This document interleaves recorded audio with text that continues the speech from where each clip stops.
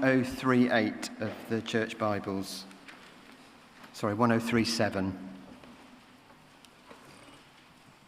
So that's Luke chapter 8, starting at verse 26 on page 1037.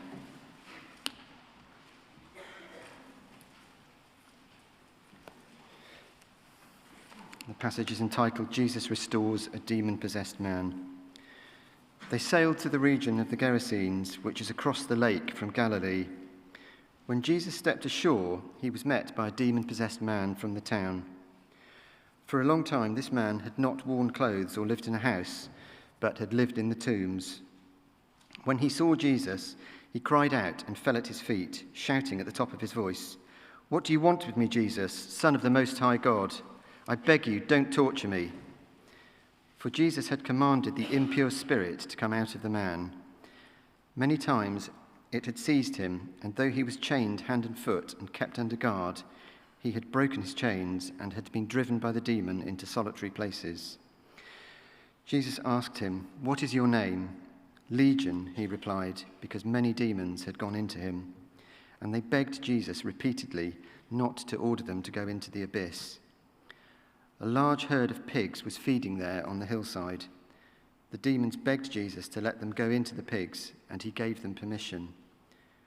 When the demons came out of the man, they went into the pigs, and the herd rushed down the steep bank into the lake and was drowned. When those tending the pigs saw what had happened, they ran off and reported this in the town and countryside, and the people went out to see what had happened. When they came to Jesus, they found the man from whom the demons had gone out, sitting at Jesus' feet, dressed and in his right mind, and they were afraid. Those who had seen it told the people how the demon-possessed man had been cured.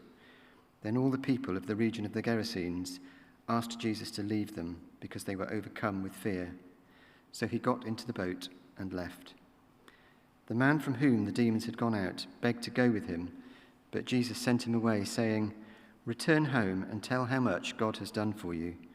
So the man went away and told all over the town how much Jesus had done for him.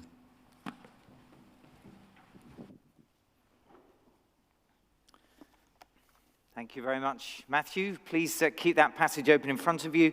We're going to explore it together for the next little while. My name's John Risbridger, one of the ministers here. And again, thank you for being here. Delighted to see you on this wonderful early summer day. Let me begin by telling you about a chap called Benedict Atkins. Here he is. And he was, I guess, a fairly normal kind of teenager in many ways. His parents were religious and fairly conservative. And like many teenagers, he wanted to push the boundaries and find his own path. This is how he put it. He said, "It became a choice for me between hanging out with my friends in what I saw as the real world, or listening to Bible stories with my parents and coloring in pictures of Noah's Ark. I chose rebellion." And he did. Alcohol, drugs, sex, death metal bands, and after a bit, Satanism. Let me tell you how it happened. He was at a friend's house and he spotted a satanic Bible on the table. He picked it up and read it all in one go. It kind of resonated with him. This is how he describes the message that he picked up from it. He said, "At its heart, it was about loving yourself at the expense of others, doing everything in your power to get what you want out of life."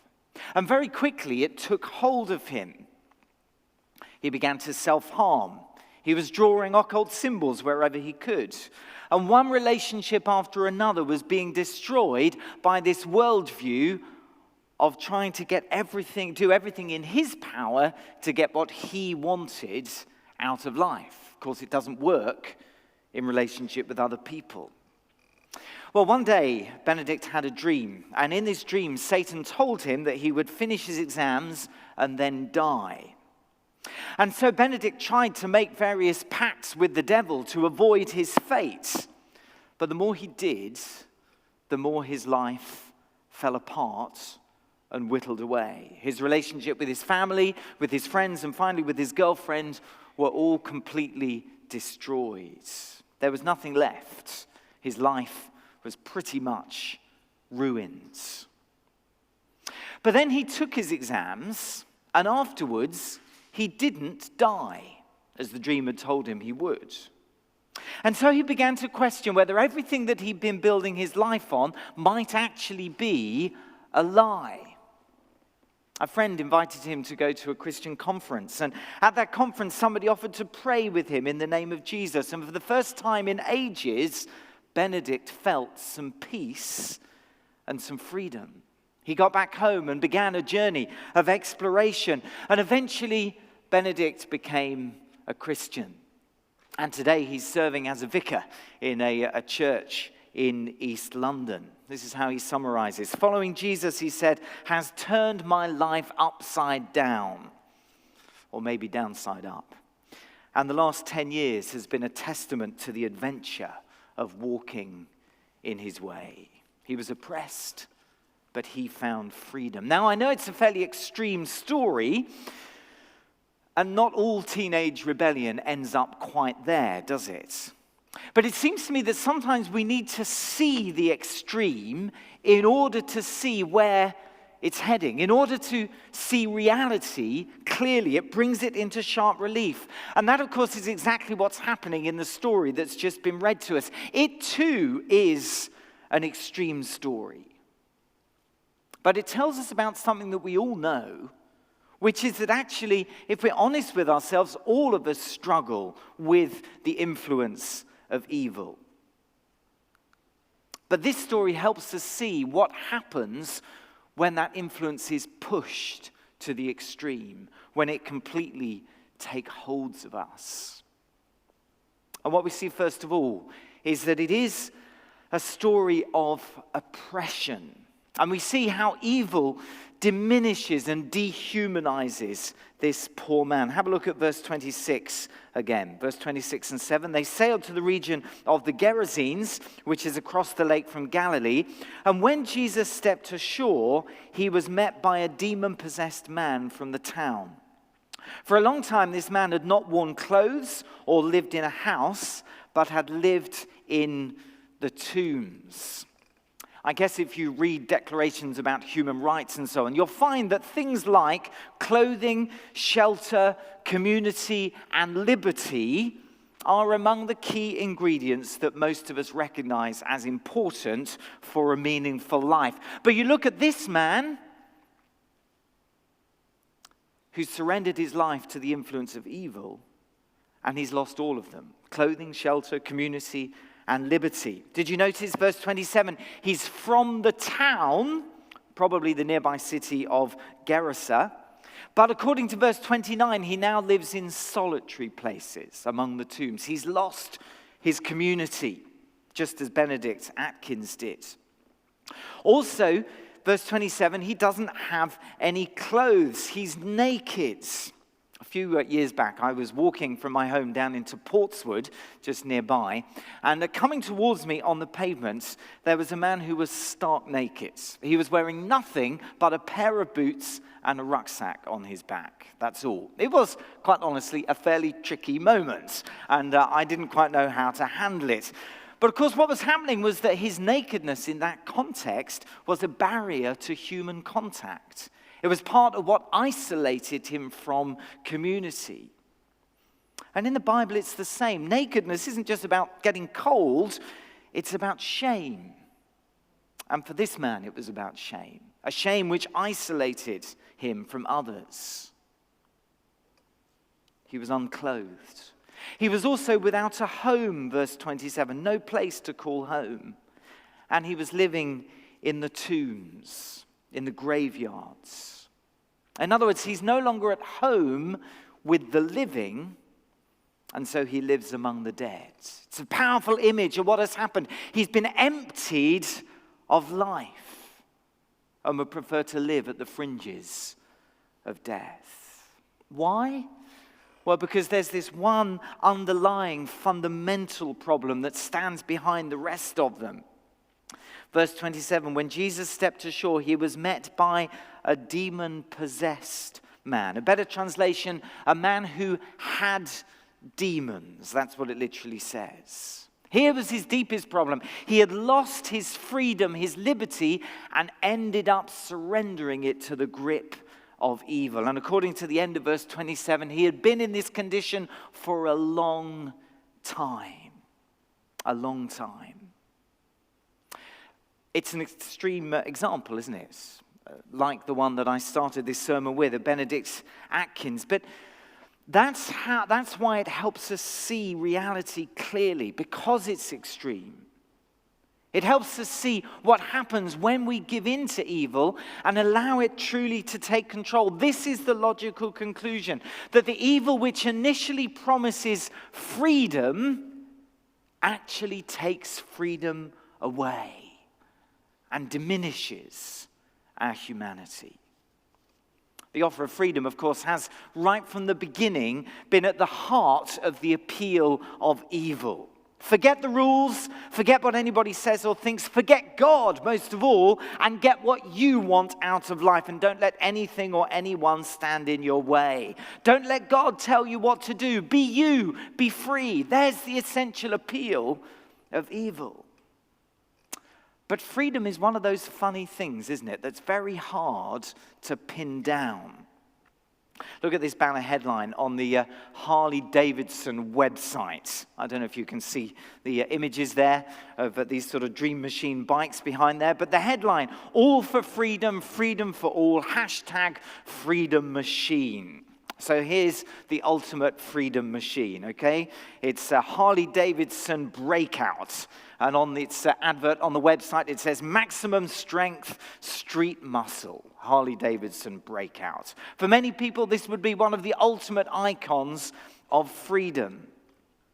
But if you don't know what you're doing with a Harley-Davidson Breakout, if you don't learn to drive it properly, if you don't treat it with respect, this machine is lethal to you and to other people as well. And freedom itself is like that. You have to use it well if you don't want to lose it. You have to treat it with respect if you don't want it to destroy you. To be truly free, we need a true vision of freedom. And that, in the end, is not the vision that comes from Satan, but the vision that comes from God.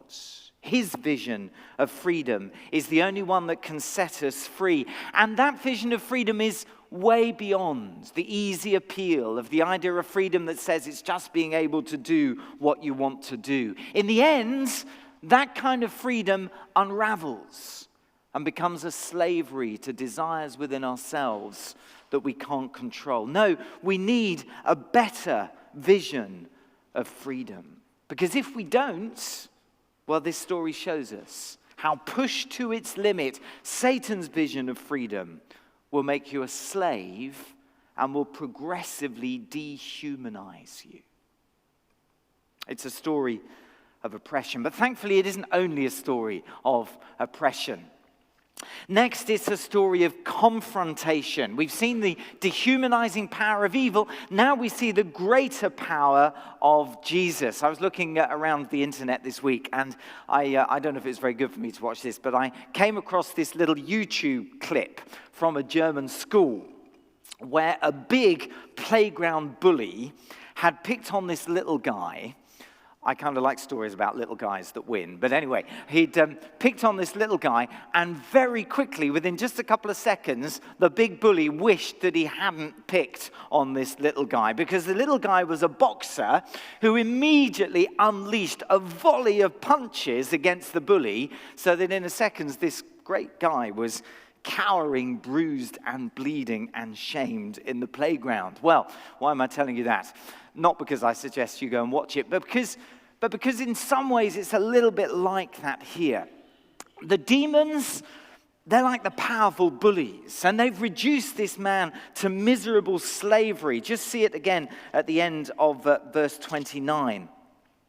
Many times the demon had seized the man, and though he was chained hand and foot and kept under guard, he'd broken his chains and been driven by the demon into solitary places. Do you get the sense of the power of this powerful demonic bully who's spoiling this man's life? But the moment they encountered Jesus, look what happens. Verse 28, when the man saw Jesus, he cried out and fell at his feet, shouting at the top of his voice, "What do you want with me, Jesus, Son of the Most High God? I beg you, don't torture me." For Jesus had commanded the impure spirit to come out of the man. Do you see the greater power of Jesus? Immediately bringing these bullies to heel. No one could control these aggressive spiritual forces, however much they tried to tie the man up. But Jesus shows up, and they are cowering in his presence, begging for mercy. The greater power of Jesus. He is awesome. That's really the point of the story. A moment before, the previous section, he's just calmed a raging sea. And now he speaks to spiritual bullies, and they're bowing and cowering at his feet. Jesus is awesome. His power is greater. Now, I know very well that reading this as 21st century Westerners, as most of us here are, we may well be tempted to dismiss this particular story as exaggerated myth, or explain it all away as just some kind of extreme psychotic mania that Jesus was encountering in this man. Let me just make a couple of comments about that. First of all, I want to suggest that if we go down that path, there's a danger that we are closing our minds before we've even really opened them. See, if Jesus is the Son of God in human flesh, which is what the New Testament says he is, it's hardly surprising, is it, that there would be an explosion of evil and demonic opposition to him. It's exactly what you'd expect. If God is walking on planet Earth, you would expect a reaction, and that's what we're seeing here. And might it not just be Western arrogance and our own kind of closed-mindedness that refuses to acknowledge the reality of spiritual forces of evil? After all, most of the world lives with these realities all the time and recognizes them. How can we be so sure, so arrogant, that we, in our Western sophistication, are right about this, while the rest of the world is apparently wrong and primitive? It's rather arrogant. Also, remember that story that I began with about Benedict Atkins? His story, which happened very much in our world and in our time. And I have to say, as I get involved with people through Alpha courses and talk to people that are exploring Christian faith, so often there have been stories of spiritual experiences of evil that have actually been the beginning of people thinking that there might be more to life than just stuff and money and happiness. There is a spiritual world, and it's still active. And it seems to me we need to take it seriously. And of course, if the whole thing about spiritual forces of evil is really just a primitive way of talking about mental illness, isn't Jesus guilty of a rather large deception by playing along with it and seeming to take it so seriously? See, in the end, it all comes down to who Jesus really is and whether we trust what he says and does. And it's interesting that on that question, the demons themselves have no doubt, which is why they are so terrified. Did you notice verse 28? When the man saw Jesus, he cried out and fell at his feet, shouting at the top of his voice, "What do you want with me, Jesus, Son of the Most High God? I beg you, don't torture me." They recognize who he is, and they recognize his power. So if Jesus, the Son of God, takes evil and the demonic seriously, it hardly makes sense for us to think that we know better than him. No, dabbling in the occult, consulting the dead, messing around with the Ouija boards, other kinds of occultic activity, it isn't just harmless fun. It is opening our lives up and giving access to our lives to powers that we can't control and that will come and dehumanize and oppress our lives. That's the warning, and it's a solemn warning of this story. But of course, the great news of the story is that in even this extreme example of the influence of evil, Jesus is able to step in with his greater power and bring hope.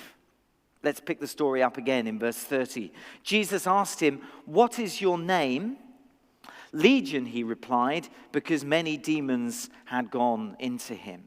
And they begged Jesus repeatedly not to order them to go to the abyss. In the New Testament, the abyss is the place of confinement and final judgment of the demons. And the demons here are wanting to avoid that eternal fate for now. And Jesus knows that the time for it has not yet come. There will be a final judgment on all the demonic realm at the end of time, but it hasn't come yet. And so verse 32, a large herd of pigs was feeding there on the hillside. The demons begged Jesus to let them go into the pigs, and he gave them permission. When the demons came out of the man, they went into the pigs, and the herd rushed down the steep bank into the lake and was drowned. Now, I know some of us are probably thinking, poor old pigs.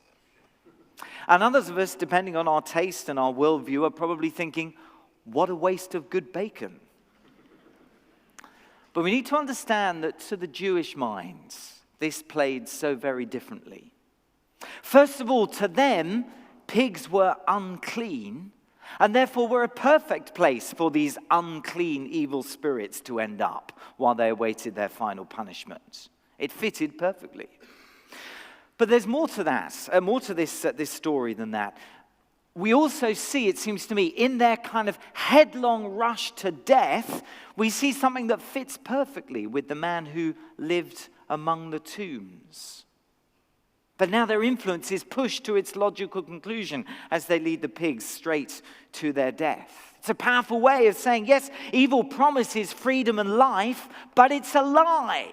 It's a destructive, life-emptying power that is set towards death and bondage, not towards life and liberty. But then also we see, surely, in the choice that Jesus makes here, just how deeply he loves this man whom society has rejected and would probably have written off. And yet Jesus is willing to surrender a whole herd of pigs to set this one man free. A reminder of how Jesus loves those whom we might be inclined to reject, to judge, to forget.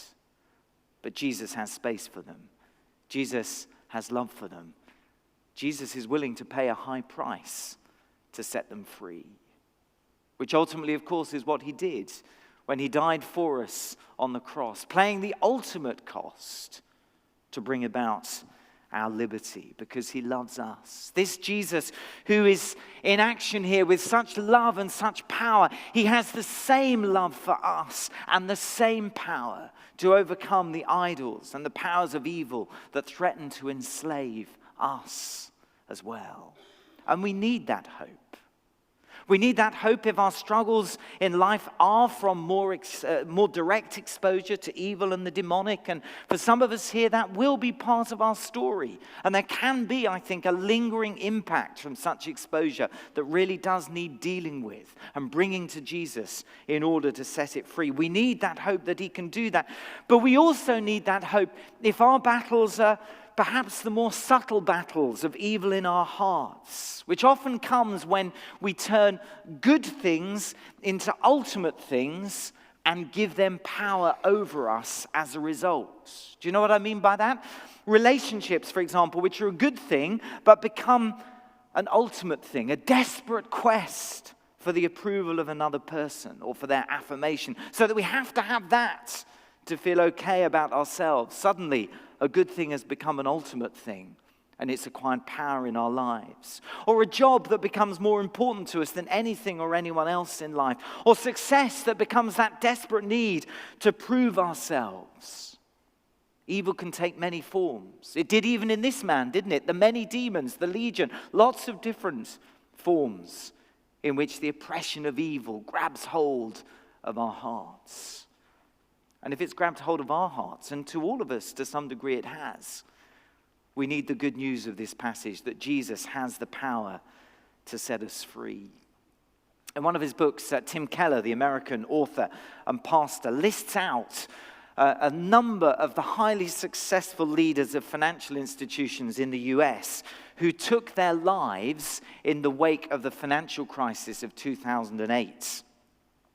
He then contrasts that with the story of a similarly successful woman who was known to him as a generous Christian giver, whom he went to see at around the same time, probably because he wanted to tap her for some cash, I guess, but he doesn't say that. And when he arrives, she says, "Pastor Tim, I've just had the worst day of my career."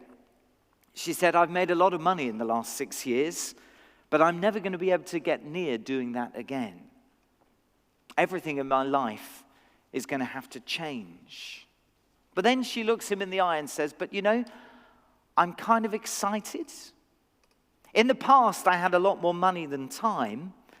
Now, I'm going to have a lot more time than money. Pastor Tim, I need to be retrained to do something useful for Jesus.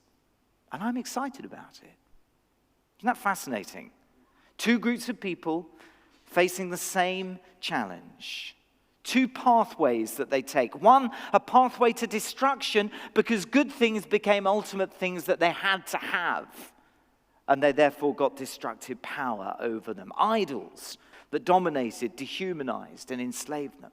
That was one pathway. And the other pathway, a pathway of freedom. Because the woman saw that only Jesus was ultimate. And it was her relationship with him that set her free. And so we finally have transformation in this story, the restoring power of grace. It seems to me the story finishes with a stunning vision of what real freedom is like. Have a look at verses 34 and 5. When those tending the pigs saw what had happened, they ran off and reported this in the town and countryside, and the people went out to see what had happened. When they came to Jesus, they found the man from whom the demons had gone out, sitting at Jesus' feet, dressed and in his right minds. And they were afraid. Stunning vision, I think, of true freedom. Let me just quickly open it up to you in just a few moments. Freedom isn't, according to this vision, just about autonomy and getting what you want out of life. Freedom is about knowing who you were made for and being in relationship with him. The man is sitting at the feet of Jesus. He's found his master. He's found the person who made him and to whom he belongs, and he's in relationship with him. That is the beginning of his freedom. But then freedom comes from the lifting of shame. The man is clothed. He's dressed again. Jesus' freedom lifts our shame and restores our dignity. The man is clothed. And of course, it's exactly what Jesus longs to do for all of us who come and put our trust in him. When he died on the cross, all of the guilt and all of the shame that rests on us was transferred to him as he took the punishment that we deserved. So that none of it needs to rest on us anymore. The guilt is paid for. The shame is lifted. The cross sets us free. Freedom from shame. But also freedom means being able to think straight. He's in his right mind. See, evil distorted his mind. It undermined his judgment. It prevented him from seeing reality as it really was. But Jesus restores his mind so he can now make good choices. He can be self-controlled. He can make wise judgments. He can see things as they really are. He's in his right mind. He's thinking straight. But actually, there's a little bit more to this vision of freedom as well. Because actually, do you remember how the man from the town was out living a solitary life among the tombs? But Jesus also restores his community. From verse 39, the man whom the demons had gone out of begged to go with Jesus, but Jesus sent him away, saying, "Return home." Isn't that interesting? He's got back his community. He's got back his home. Because freedom, the freedom that Jesus brings, isn't about mere autonomy. It's about the restoration of our humanity, which brings us back into relationship with God and with other human beings. Freedom is not loving yourself at the expense of others. That's slavery. No, to be free is to be in community, loving others at the expense of yourself. And freedom is about knowing your true purpose in life and pursuing it. Verse 39, return home and tell how much God has done for you. So the man went away and told all over the town how much Jesus had done for him. Freedom is not merely the absence of slavery or compulsion. Freedom is active. Freedom is an adventure. Freedom is living life for the sake of what matters most, for Jesus and for the good news of his liberating reign and kingdom. What a transformation from the man who lived among the tombs, naked, homeless, isolated, enslaved, who's now at the master's feet, clothed in his right mind, ready to go back home and with a purpose in his life to pursue. Isn't Jesus' vision of freedom so much better, so much richer, so much more satisfying than the vision of freedom that the world offers us? Not merely freedom to get what you want out of life, but freedom to be who God made you to be, in relationship with him, without shame, thinking straight, in community with others, and with the mission of Jesus as the compass bearing for your life. That is freedom. Some, of course, found that vision of freedom too much. It dethroned their idols. It undermined their way of life. It threatened their autonomy. And so, end of verse 35, they were afraid. Verse 36, those who'd seen it told the people how the demon-possessed man had been cured. And all the people of the region of the Gerasenes asked Jesus to leave them because they were overcome with fear. So he got into the boat and left. For some, that vision of freedom is just too much to take. And they pushed Jesus away. But for the man himself, who knew what real oppression was like, there was no question. He begged Jesus to let him follow him. Two choices: pushing Jesus away or following him. What about us this morning? What about you this morning? Do you need to ask Jesus to set you free? Is there an idol that you cling to in your hearts that you need to let go of? Is there an opening to the demonic in your past that you need to renounce and deal with? Is there a self-absorbed vision of life that you just need to let go of? Jesus is the liberator who lifts oppression and gives us back our humanity. Not our own vision of freedom, but his true vision of freedom and life. Friend, today, as he comes to offer you freedom, will you push him away? Or will you turn and look in his face and determine to follow him into freedom all of your days? Lamray is going to lead us in some response. Thank you.